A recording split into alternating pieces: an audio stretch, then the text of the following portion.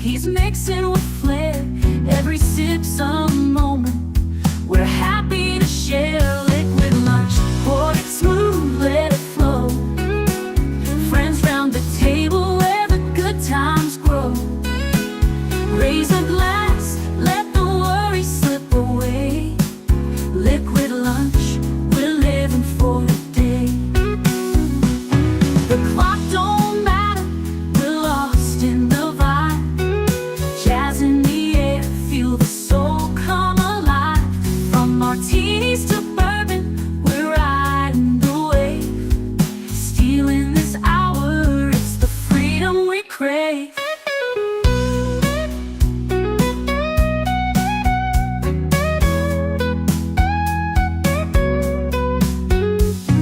Sun's still shining, but we're in our zone.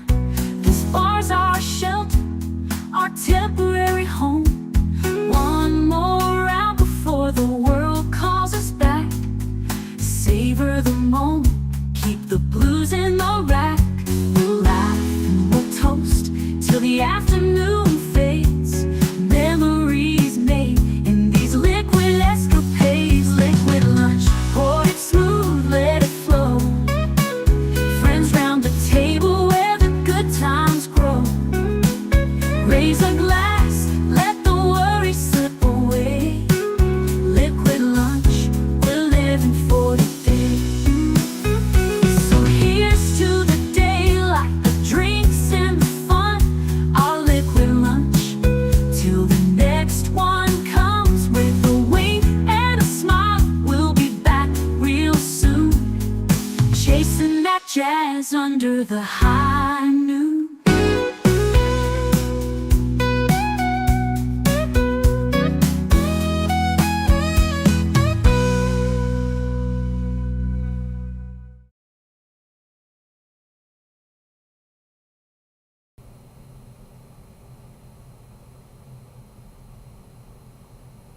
Well, I don't seem to be on camera. Hold on a second here.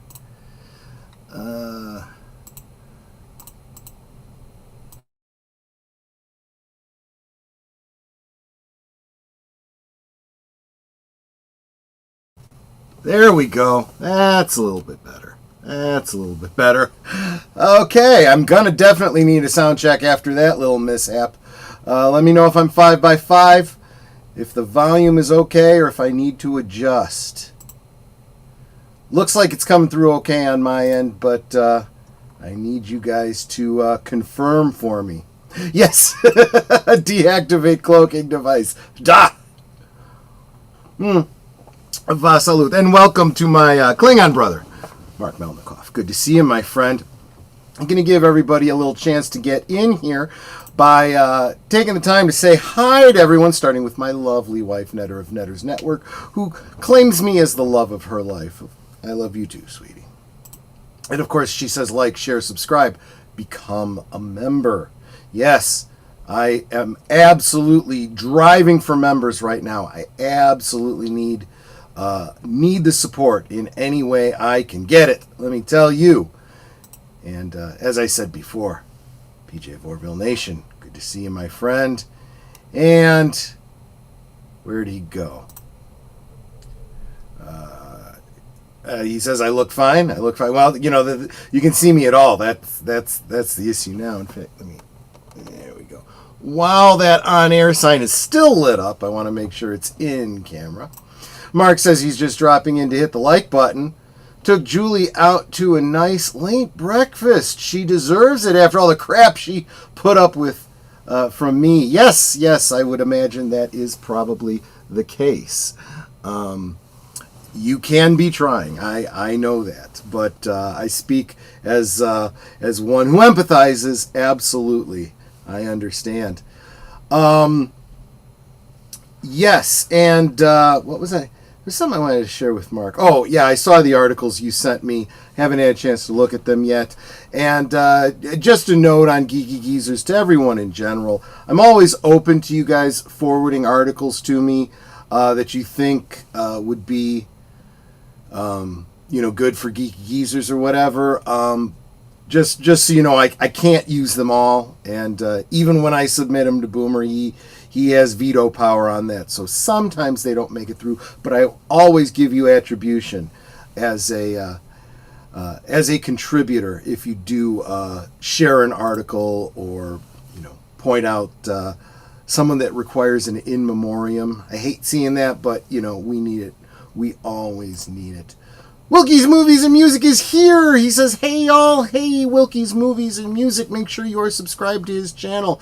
I made a big plea to you guys to make sure you were subscribed to him on Friday, because I was gonna forward you to him, but he didn't go live. So I will always try to keep an eye and make sure that if he is streaming on a Friday, you guys get over there and check out his channel and hit the thumbs up and hit the like and hit the subscribe, because it is so important to good channels that we need to be supporting.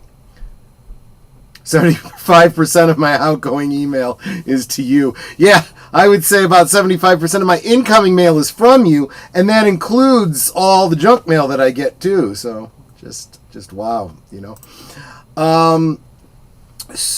anyway, I'd love to know what you guys are all sipping on or what you are having for lunch today. We had some life events on Friday. I am so sorry to hear that. I hope everything is going well. I hope you guys are doing okay on your end. He does say all good, but okay, as long as all is good there, that is what is important. There may be coming a day this week. It's very unlikely, but I'm going to mention it now, that I may miss a liquid lunch with you guys, because I may have to run out.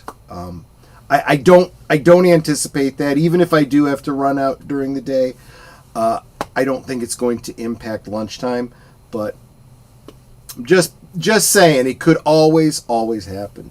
So yeah, let's go ahead and get into this, because we only got an hour, and the fact is, if you come late, if you miss the stream, you can always catch up. And I'm specifically speaking to, there was somebody in the chat last week who was asking, I don't remember if I brought it up, if I said something, because I don't think it was like the primary topic, but someone from outside the U.S. was asking, what's going on with this whole Elon Trump thing, And I said, well, I had another topic in mind for the day, so I wanted to, not get off topic, but I said I would get to it this week, and Monday Musings seemed like the best time to just sputter about it.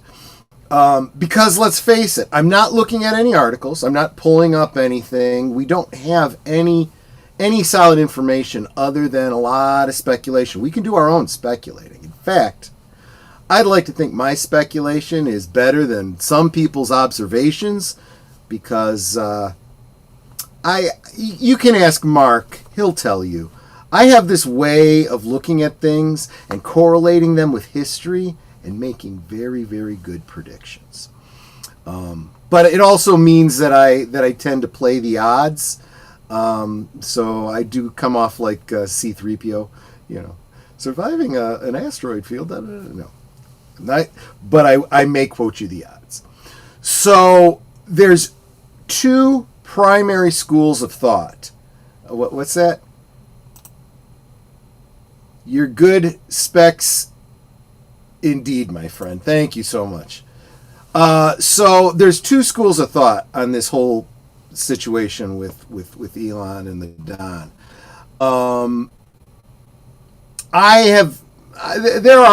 Hey, welcome, Outlaw Bill. Good to see you, my friend. I have been hard-pressed to come up with another one besides these two, so I'm just going to outline them, and then we're going to analyze them. So there is a lot of people in the MAGA crowd, the MAGA voices online and so forth, who are suggesting that this is that 4D chess they're always talking about. This is all planned behind the scenes. It's all political theater. And they'll point to things that Elon said, that well, is that really, anything we didn't already know? Is that anything that's really hurtful? Does that really matter? With the speculation that this whole thing is a front for Elon to be able to pull back, to be able to detach himself from the administration, to be able to go back to business, maybe have people stop destroying Teslas, and maybe he can focus on, SpaceX and Twitter X and whatnot again. That is a possibility. I'm not going to say it's not a possibility, but I don't think it's the most probable one. If I had to lay odds, I'd say maybe about 10% chance that that's the case. I never say never, but it doesn't seem likely. On the one hand, I could see both Elon and the Don, if they agreed on it, going that route, but I don't think that's the case this time. The other 90% certainty I have, or I put 99% of faith in this other option, is it is what it is. You take it at face value that Elon has been working very hard with Doge, pointing out all of this wasteful spending, bringing it to our attention, and he's frustrated with the budget process that he doesn't see repealing all of those spending. He feels like his time was wasted. And from the point of view of a businessman, I can understand that.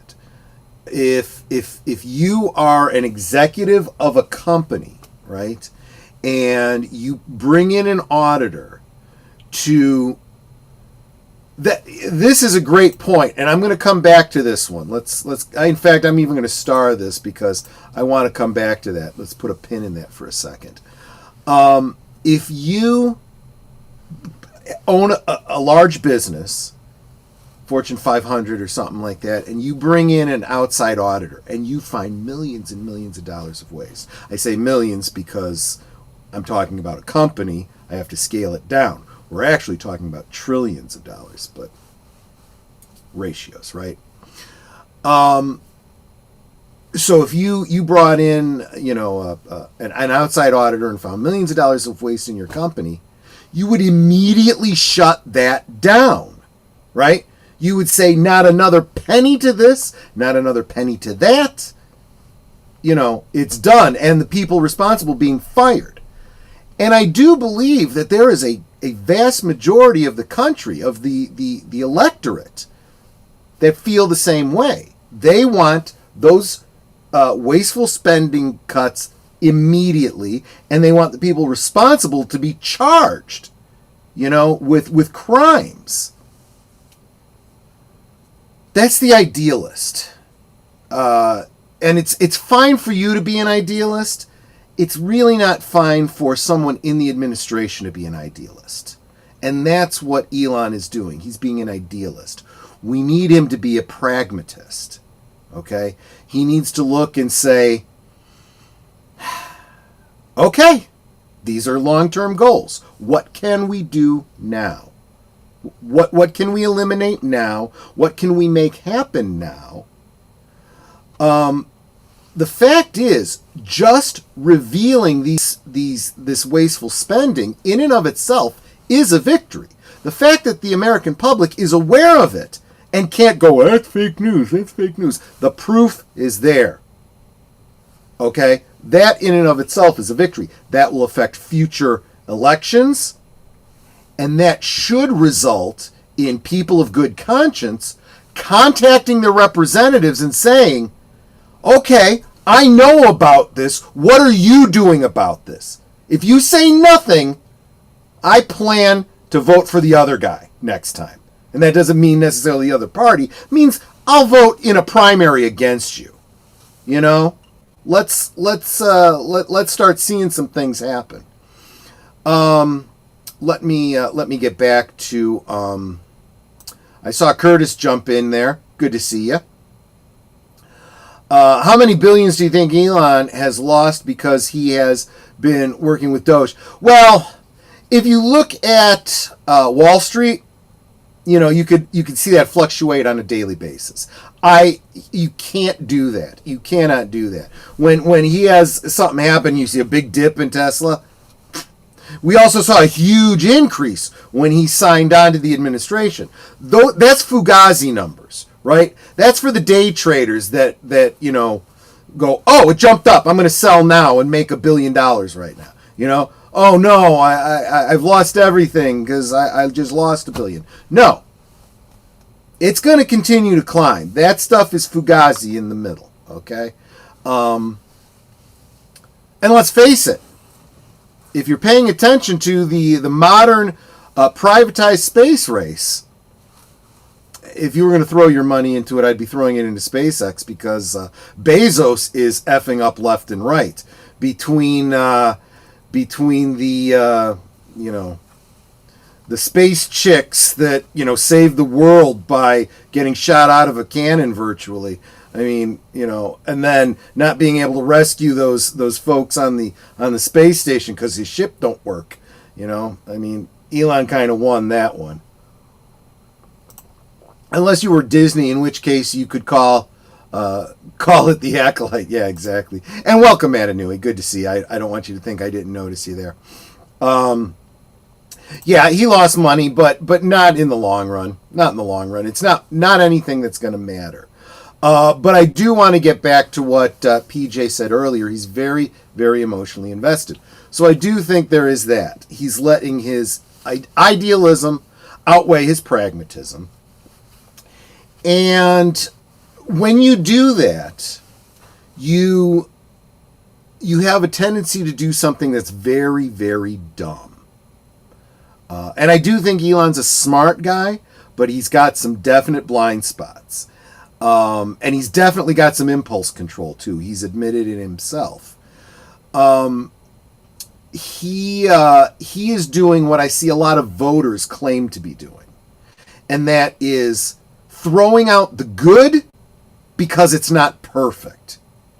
And what do I mean by that? If you voted for, and I'm just going to let my bias show. You can flip the ideology if you want. If you are coming at it from the opposite perspective, it still works. But when I voted for Trump the first time, I encountered a lot of people who didn't like Trump, and I'm like, well, do you like the other guy better? Well, no, I'm just not going to vote. Okay, well then you don't get a right to bitch and moan later on. And in a way, you might very well be giving a vote, or by not voting for the guy that's the better of the two, you may effectively be freeing up a vote for the other side. I'm not going to get too much into the way elections work. That'll definitely get this stream demonetized. I'm not going to go there. But I'm really getting sick and tired of that fallacy. The lesser of two evils is still evil. Well, you're the one who chose to call it evil. It's not evil. It's the better choice, period. Okay? Because neither one is going to be perfect. If you are going to wait and vote for a perfect candidate, you will never, ever vote. And I don't think you should be bitching and moaning later on and complaining if you didn't vote. That's the voting box is your first line of defense. It is your first way of participating in the process. Now, I don't want to get off on a tangent, but you can come at me and talk about election problems. My vote doesn't count. I live in a red state, a blue state, or whatever. It doesn't matter. There's way more than just voting, okay? First, even if you don't win, how much you don't win by means a lot, right? If you live in a blue state and the blue candidate just barely wins, that sends a loud message to everybody. It tells a lot of people, wow, a large percentage of the voters feel a certain way. We should start thinking about that. But then I'm also going to say, what else did you do besides vote? Did you campaign for the person that you voted for? Did you put a sign out in front of your house? Do you have a bumper sticker? No, I'm afraid. I'm afraid somebody's going to, do something bad to... How did this country start? This country started because a group of kids said, enough is enough, and they decided to fight. If they'd have said, I don't know, those redcoats are scary, and they got pew-pews, we wouldn't have a country today, With respect, I think he has lost money in opportunity costs, but I also think he believes he can easily earn it back. He is very emotionally invested. Let me back up. Going into all of this, I would say any money he lost would way be offset by his opportunities. I think now he has made some choices that are, he's burned some bridges that I don't think can be unburned. And he will have lost money because now he's done exactly what I have argued that Disney and so many other companies have done. They've pushed away one side, and then they've pushed away the other side as well, and they're left holding crumbs. Target went all in on child propaganda and tucking, and they drove away half of their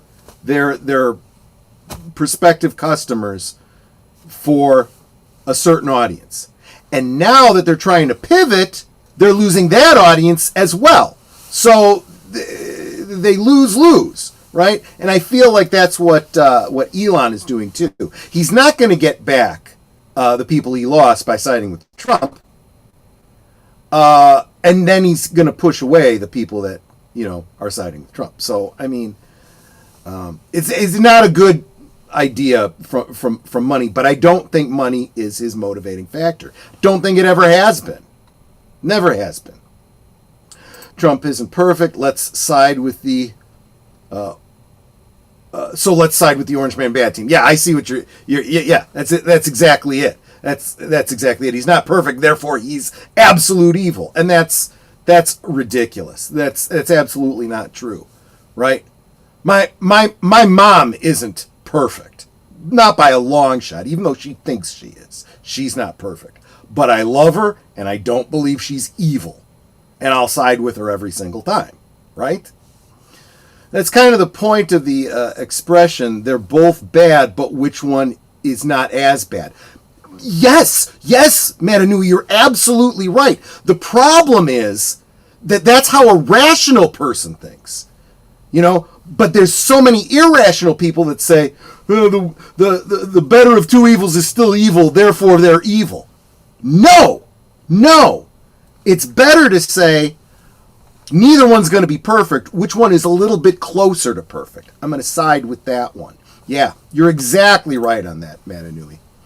I think I will forever love Elon for the good he has done, but I think he made a mistake getting so emotional on this one. Okay, so now I'm going to run a little bit of interference for Elon. Okay, Elon is self-diagnosed with Asperger's. Asperger's isn't even on isn't even considered on the spectrum anymore.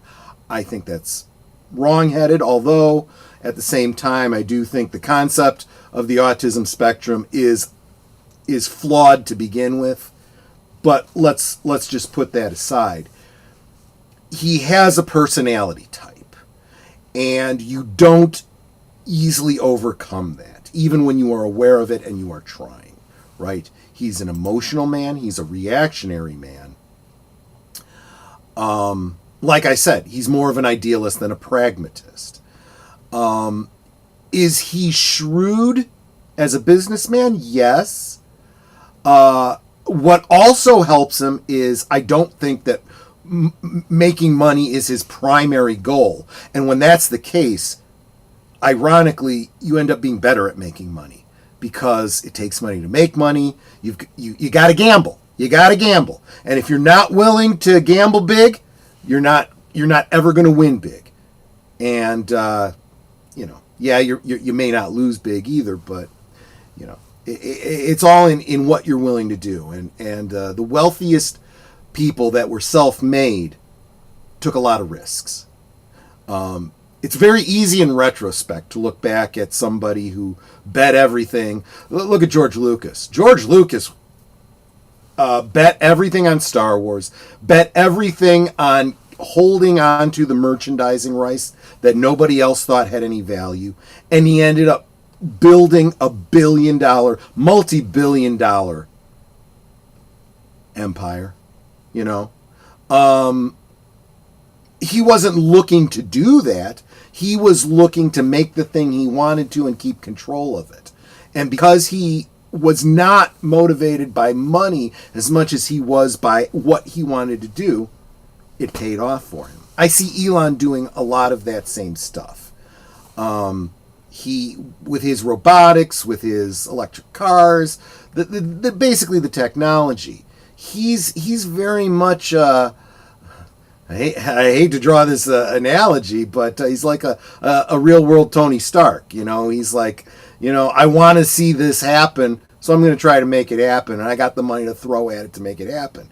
If it ends up making me money in the process, so much the better. That's kind of where he is. But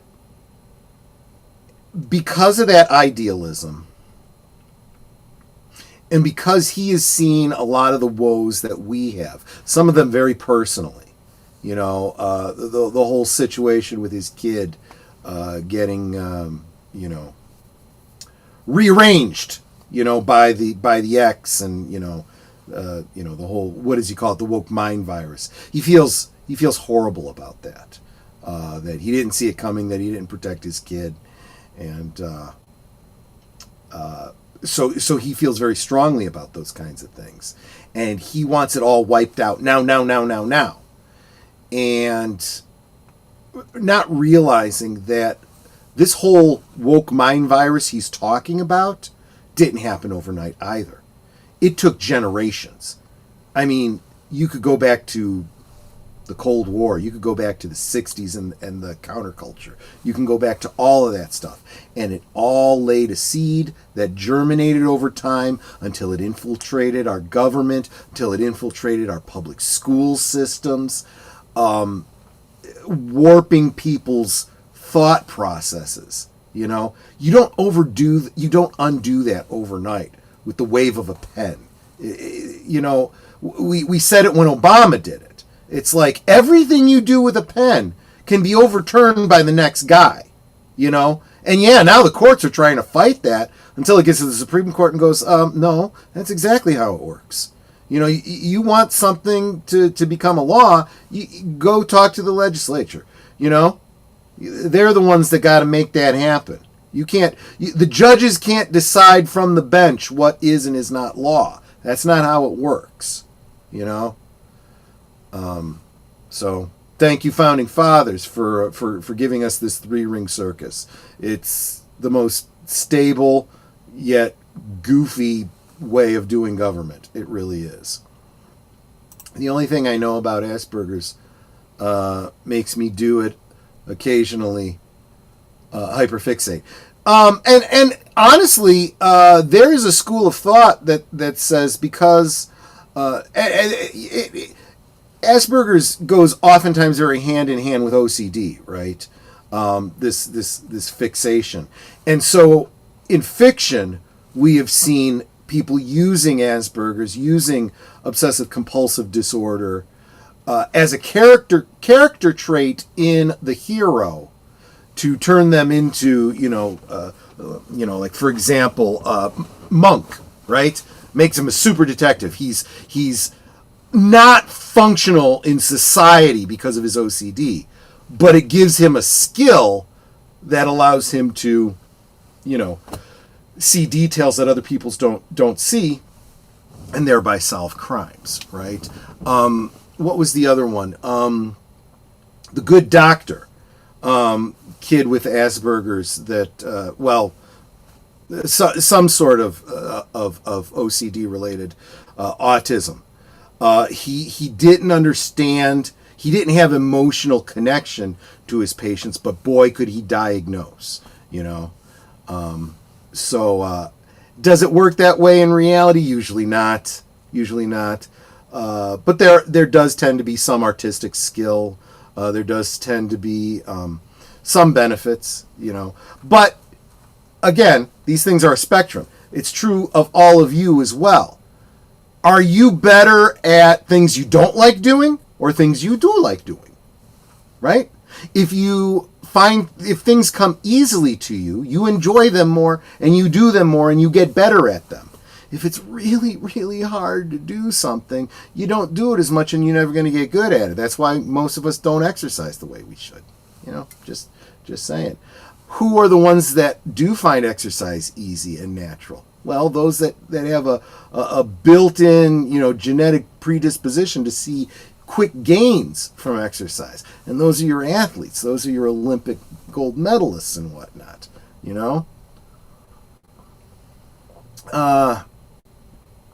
I got to be careful about hyperfixating. Mainly, I don't want it to drive me away from my friends. But at the same time, it might drive you towards friends that hyperfixate on the same kinds of things, right? Going to use Mark as another example. He and I, don't share an interest in trains. He's the one that likes the trains, right? So he's got a lot of friends that are in the train community, right? But Mark and I are both super into Star Trek, specifically the Klingons. And we, can relate on that kind of a thing. So that's the kind of thing that we definitely have in mind. Okay, I'm missing part of a conversation here. Finding the horse, was it good or bad? The horse kicking the farmer's son and breaking his leg, was it good or bad? You don't always know till the story's yeah, I've heard that. Yeah, exactly right. There was what was the one? I don't know if this was a fiction story or a real story about a guy who got shot. He almost died. They brought him into the hospital, saved his life, removed the bullet, and the doctor says, I got some good news and some bad news for you. Obviously, the good news, he says, I've got good news, bad news, and more good news. And the good news is we got the bullet out. You're going to be okay from the bullet wound. Bad news is where I pulled the bullet from, I saw that you have a tumor. Took a biopsy, we found you've got cancer. But the other good news is we caught it so early, that you have an incredibly good prognosis that we're going to be able to clear up the cancer too. So in a way, getting shot ends up saving you from cancer, and there's a lot of stories like that. For all the things that go bad in medicine, there's serendipitous things that happen too. So I don't know how we got on that topic, but yeah, it's absolutely true. So I guess what I'm getting at with the whole Elon Musk thing is, I think this is legit. I think he ironically fell prey to the social media conditioning that so many of us do. We see it especially in kids. We see it in the most outrageous, hyperventilating people on social media, the trolls and the idiots that we interact with. We got to be very careful that we don't become those idiots, because social media rewires your brain to be like that, to react emotionally, to shut off the logic, to lash out. That's literally the dark side, in terms of social. If the social media is the force, then that kind of thing is the dark side. Very easy to fall into. And I think Elon fell into it. And he started throwing punches online, like I've seen so many people do. It's childish. It's foolish, and you would expect more from somebody who's aware of that problem. Elon won the battle to shorten one bill. Now he is upset he can't do it again with the big, beautiful bill. Well, but let's take a look at what's in the great, big, beautiful bill, right? So it doesn't really cut a lot of spending, right? There's still a lot of pork in there, which contributes to the overall national debt, right? Ideally, we want to see that debt go down. But is that our top priority, right? Is that the average voting person's top priority, right? What is in the bill that people are going to actually see a difference from, right? They see the tax cuts that Trump promised. No taxes on tips, no taxes on overtime, no taxes on Social Security. Those things are in there. Those are huge wins to the voting public. Even the people that didn't vote for Trump will like those things and be pleased with those things and be positively impacted by those things, right? More money in your pocket means more money you can spend, which means more money is made by those companies, means more jobs. It's good for the economy. Look, I am not going to go into a debate about, so-called trickle-down economics, but priming the pump is important. Sometimes deficit spending is not as bad as you think. It's not always that clear-cut. I remember George Washington saying that he didn't want political parties, and it should be clear as day to why, especially now. You're absolutely right about that, and welcome, by the way, Final Fantasy 012, or do I say 012? I don't know. How do you want me to refer to you? I don't want to just call you fan. That seems too Final Fantasy fan? Anyway, I do appreciate you being here, and that's a great comment. Yeah, again, we're also talking ideal world. We would all be voting for the candidate, not the party, right? Unfortunately, finances do come into it, and we fell into that trap where parties bring in money, the money finances the candidate wins or loses. And that's how we ended up with the two-party system that we have, and that's how those parties hold on to their power. All the whole history of the legality behind campaign finance is a history of the parties trying to maintain power. That's where you got to focus. Don't try to create a third party. Don't argue against the two-party system. Go after the campaign finance laws, and the rest will take care of itself. But again, these things don't happen overnight. Everyone wants to wave a magic wand and make it happen. That's not how it works. You got to be smart. Plan ahead, right? Very rarely do you win a chess game, in 3 moves. There's one way, and that's called a fool's mate, right?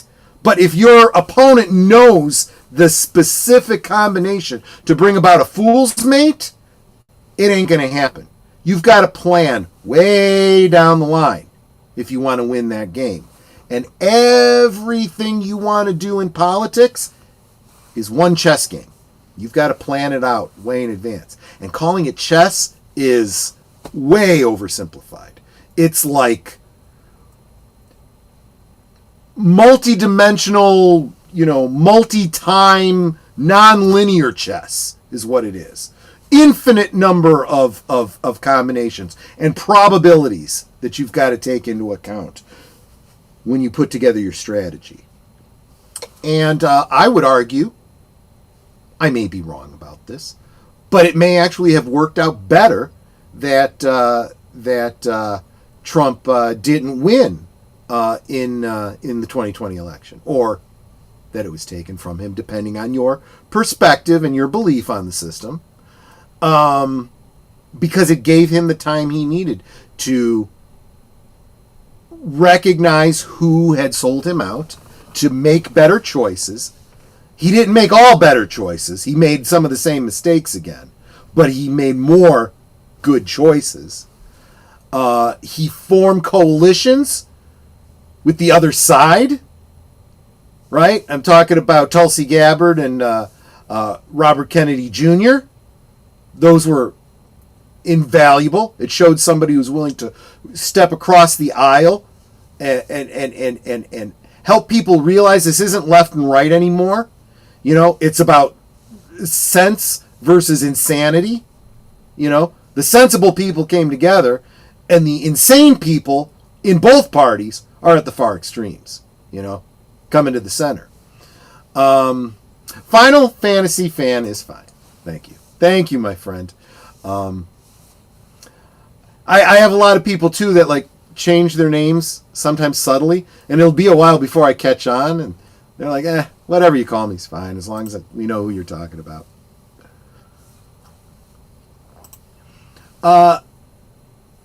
The 012 in my name is a reference to Dissidia 012?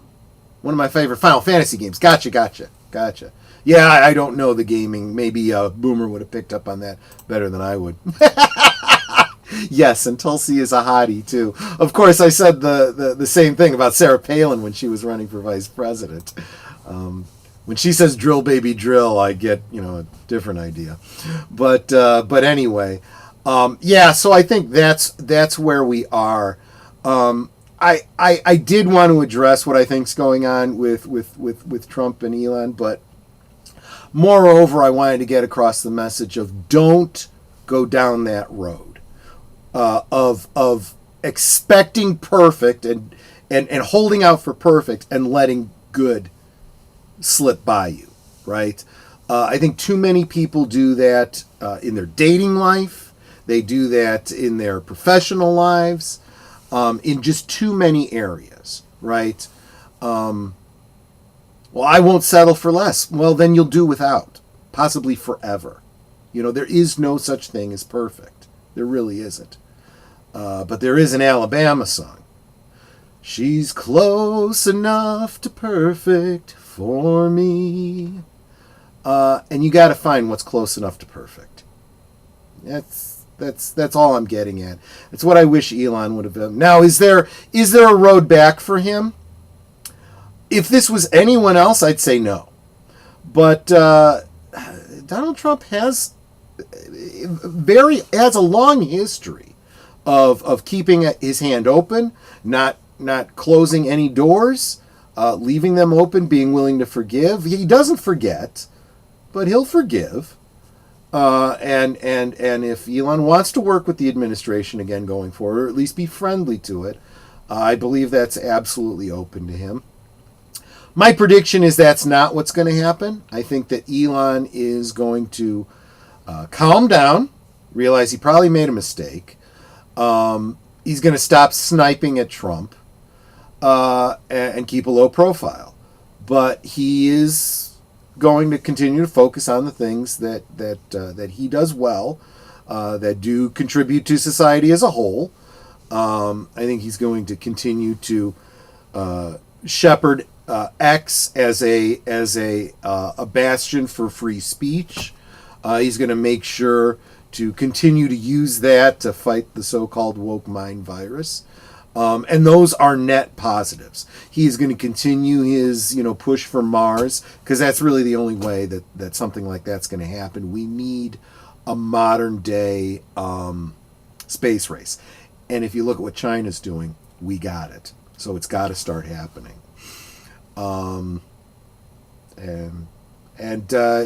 He's still making progress with these Tesla cars. I see more and more of them on the road, and start thinking, boy, as the infrastructure comes along and as it gets easier to charge up a car, I might want to start thinking about one of those in the future.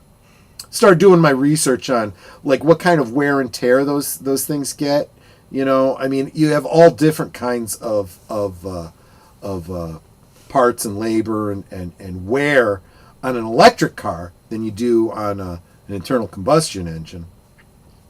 But we'll see. We'll see. Maybe the next time I'm in the market for a car, maybe it'll be an electric car. We'll see. I don't know. Mark says I look at it this way. I saw it coming with Elon and Trump, and then just sighed and moved away and moved on. Why? I've learned not to worry about what I can't control. It will fix itself in time. That sounds familiar, Mark. Who told you that? Still need more power plants. Well, if you were here on Thursday, Jonathan Conroy, go back and check out my liquid lunch from Thursday. I was talking about a couple of nuclear plants that are coming back online, specifically because computer companies, tech companies, need more electricity for their AI farms.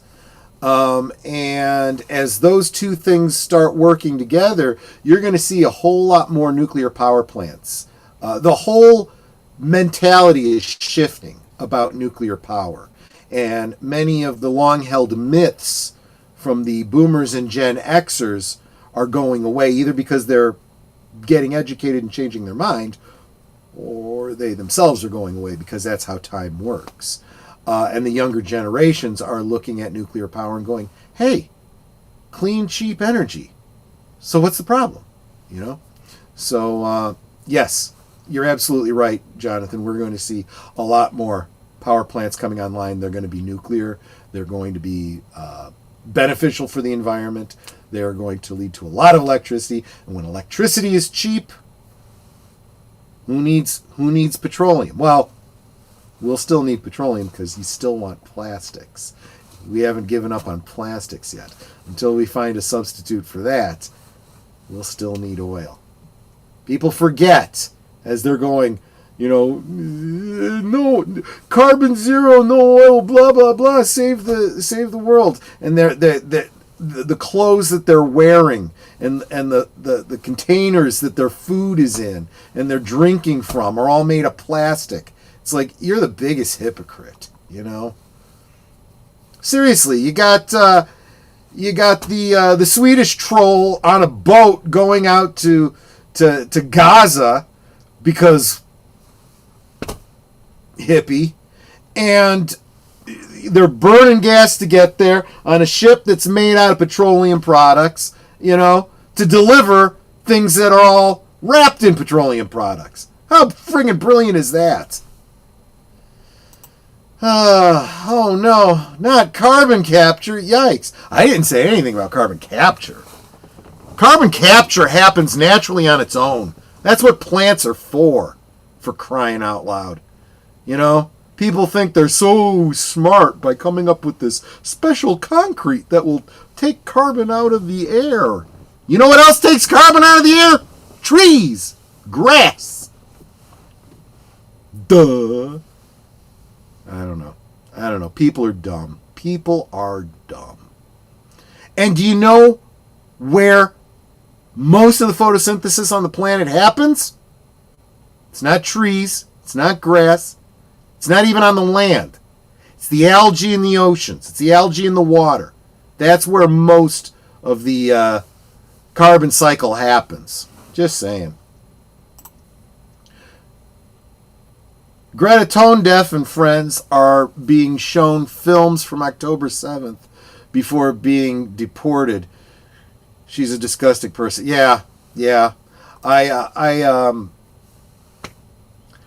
Just regardless of what side of a conflict you're on, don't go there and insert yourself in it. It's a great way to get dead. This should not be a big shock to you. Going to a war zone is a good way to get dead. Just saying. Probably not a good idea. And whichever side you're going to help, you're declaring yourself an enemy of the other side. Therefore, you're a legitimate target. Just saying. Wait, photosynthesis is a thing? Yeah. Learned about it in grade school science. Yep, absolutely right. Which is also why I think it's kind of funny that there's so much push for solar energy, and solar energy absolutely has its place, but it is not the world-saving idea that we thought, because we have not yet been able to outdo Mother Nature in terms of photosynthesis, right? Maybe if we start finding ways to use algae, to generate electricity or something like that, then maybe we'll start doing it. But right now we are putting, and do your research on this, we are putting more energy into the collecting of materials and building of photovoltaic cells and installing them, and then when they go bad in a few years, removing them and throwing them in landfills, then they're actually making a benefit of making electricity. Same is absolutely true with the wind turbines. The wind turbines cost more energy up front, and then in upkeep and then removal and replacement than they actually save. Even your electric cars right now are drawing electricity from electrical plants that are burning coal and oil. So your car is still running on petroleum products. Unless you start with the nuclear, you'll never have a carbon neutral situation. Never. It just will not happen. And I would argue it's not going to be true carbon neutral, because there's still going to be a lot of plastics in that car, and the energy involved in putting those cars together is still going to expend some petroleum products. So would it be a lot better? Yeah, probably like 90% better than, a gas burning car, but again, you want perfect. Don't pass up good for perfect. Embrace the good and then improve it. Work towards perfect. You never get there, but you can keep trying. This magical thinking, this pie in the sky, I want it all now. Well, you can watch Willy Wonka and the Chocolate Factory. What happens? Don't care how, I want it now. Well, what happened to her and her father? Just saying. Anyway, we need to swamp out the Folgers crystals from dilithium crystals and see if anyone notices. Swap out the Folgers crystals for dilithium crystals. See if anyone notices. That's funny. Just be careful how you mine those dilithium crystals. You could blow up your moon, and then you're going to have all kinds of weather problems. That is something that I want to spend a little time on as a side deal. I want to get back to some of my Star Trek stuff and look at the whole story of the destruction of Praxis. Obviously, it was intended as an allegory for Chernobyl, and in a way also strip mining and things like that. But then they say some things that are very vague that you have to make certain assumptions about in order to make fit in anything like a reality. They're going to die. They're all going to die because Praxis blew up. Well, why? Why? Is it the planet is being irradiated? Is it because of what this is going to do their environment, because of weather, so forth? Just so you know, a planet that doesn't have a moon isn't going to have regular seasons. So Game of Thrones, winter is coming, but they don't know when winter is coming. It's because throughout history, winter could last a very, very long time, or it could be very, very short. They're on a wobbly axis that isn't stabilized by a moon. Well, that would have happened to Klotnos when Praxis was destroyed. It became wobbly, and so you get long winters and then maybe some short winters. You'd have very, very hot summers. You'd have very, very cold winters, and there's no regulation between the length of time. So that would be too...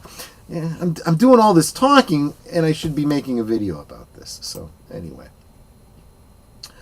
only way we get the Star Trek Utopia, some kind of magic power. That's exactly right. And there's a lot of commenters on YouTube that are on two sides of the economic arguments about Star Trek. One is it's true socialism, and it's a proof that socialism works. Other people go, it's not true socialism, it's post-scarcity. It's a kind of almost social-ish situation that arises naturally when you got a unlimited supply of resources. If food and building materials and basic needs are all met, like you said, magically, well, socialism can work. But that's a big but, right? You need that magic technology. So, instead of arguing for socialism, like I said, wanting perfect magically now, no. Take the good and improve on it. Work on that technology. Work on your space program. Work on the things that got Star Trek to where it is in the 23rd, 24th century. And it'll take hundreds of years. Maybe one day, as we develop our understanding of physics that gets us, maybe able to warp space, move our ships faster, manipulate time. Suddenly we'll start to realize how to manipulate matter, and then suddenly there you got your magical utopia. But do you trust people to be able to handle that power without abusing it? Power corrupts, and absolute power corrupts absolutely. We've seen it over and over throughout history. If you don't learn from history, you are destined to repeat it. And I just see people repeating it over and over and over again. And people like us that see it, that know what's going to happen because we know what has happened, we try to warn people, and it's the Cassandra effect. Our predictions are accurate, but we can't get anyone to believe us. April 5th, 2063 will save us all. Was that First Contact Day, Big Al? Was that the day the humans, when Zefram Cochrane launched the Phoenix, becoming the first man to go faster than light, break the Warp 1 barrier, and catch the attention of a passing Vulcan ship? Yep. I'm more of the belief power just shows who you really are. I'd like to believe that, Matanui, but my fear is that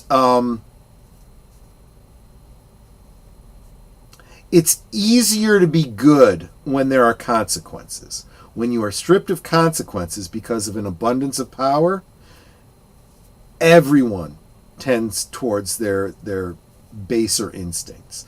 And this is why when we talk about, for example, the character of Superman, right? He has absolute power. The only way he doesn't turn into like Homelander, right, is that he has to be not only super powerful, he's got to be super just and super good. He's got to, I can't relate to Superman. Well, you're not supposed to be able to. He's a super Boy Scout. He's like Jesus. No one can be as good as Jesus. But he still sets the example. So you follow that example. Again, you can't be perfect. So you be as good as you possibly can as you strive for perfection. People who would abuse power already have it in them. They just don't have it, just don't have the means. But that's true of everybody, Matanui. That's what I'm saying. Everyone has that potential. And everyone can be tempted.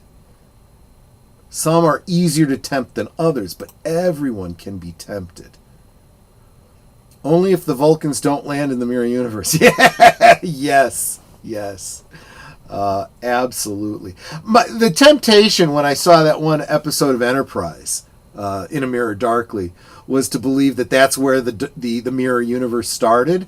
Was that one change. But then I realized, no, we got an opening credits that showed us everything from the Enterprise opening credits was also flipped. So going back to like before World War II, back to, the colonial days, it was a dark mirror of a world. So anyway, not only did he invent warp drive, he also had the most amazing pig. Oh, okay, yeah. Charlotte's Web, right? I wouldn't abuse power. Now come over here, Belle, and rub my feet. Oh, God. Oh, can't believe I read that out loud. For crying out loud. You guys are terrible. But at least you guys know you're terrible. Anyway, that's all I had for you today, guys. I just want to let the members know I did not get the poll up this weekend. I'm sorry. So I'm going to have to make an executive decision. The movie tonight is going to be Vision Quest. It's one that I haven't seen in years, and I love that one. I find it very motivating, and I need a little bit of motivating. So we're going to watch Vision Quest tonight. Keep an eye out on the community tab when that goes live. I'll start putting that together right after this stream. Starship Farragut did an episode implying the presence during Washington's time started the mirror universe. Interesting. I have seen a completely unrelated to Star Trek. I have seen one of those augmented reality, things on I guess you call them ARGs on YouTube, like videotapes from another universe, and as with all these ARGs, they're hard to parse. It's hard to tell what's going on, but the predominant theory is that what we are seeing is, like child's Bible stories, but told from a world where it's the complete reverse, and like Satan won, like at the dawn of time. And everything has been inverted and flipped, and it's creepy as all hell. But I look at that and I'm like, yeah, that seems like that would be the mirror universe that we see in Star Trek. But anyway, let's hope Kurtzman is out for future Star Trek. Yep, we were talking about that a little bit last night with Sherry Redstone's medical situation and how that's going to impact it. We can only hope that she does well, that she is able to see the reunification of the companies, and that would absolutely result in Kurtzman being gone. Bye-bye. My wife and I had Magic Carpet Ride playing at the end of our wedding ceremony because of First Contact. There you go. All right, guys, I'm going to wrap this up for now. As Netter is saying, please don't forget to hit that like button on the way out. I am still getting hit by the trolls. We are under attack, my friends, and you are the first line of defense by hitting that thumbs up. Share and subscribe. Become a member. Those are the ways that you build this community. Those are the second and third lines of defense. Help us build our garrison here. Anyway. That's all I had for tonight. Tonight, members, join me for a watch party of Vision Quest.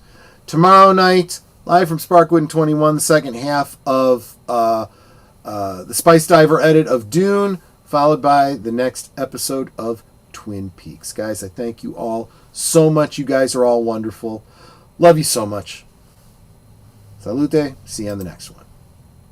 Goodbye. Hope to see you again real soon.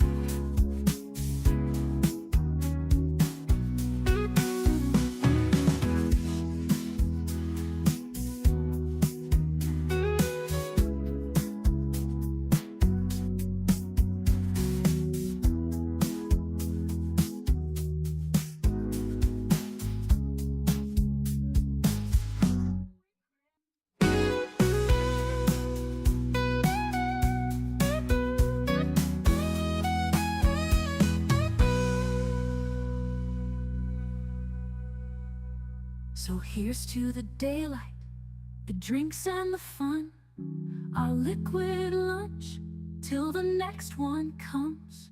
With a wink and a smile, we'll be back real soon, chasing that jazz under the high